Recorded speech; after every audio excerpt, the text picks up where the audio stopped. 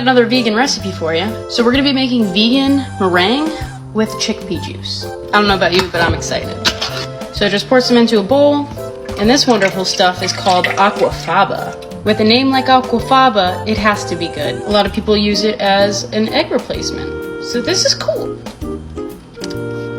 It's got the essence of hummus, I'd say. I'd say like a hummus flavored LaCroix or something. It's very mild. I'm gonna do a half a teaspoon of cream of tartar. This is just gonna help stabilize it. Don't taste cream of tartar. No, it tastes like a straight up lemon. Speaking of lemon, we're supposed to be putting lemon in, but I don't have that. So a lime it is. Oh my god. This is the driest lemon. And the one squirt that came out of it shoots me right in the eye. Like, this is straight up too. All right, 2/3 cup of sugar. Just trying to mask the flavor of this, I guess. Here we go.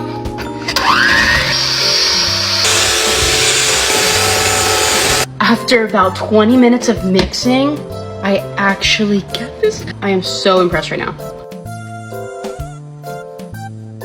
It holds its form and everything, but it does take time. So don't do this by hand. I don't know if I need to spray it, but better safe than sorry. Then just spoon them out. Little dollops. Oh, they're so cute. So proud of my little guys. Into a 250-degree oven for an hour. No way.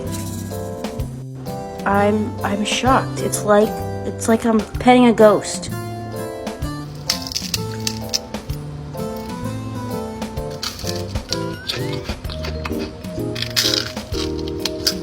You go, vegans.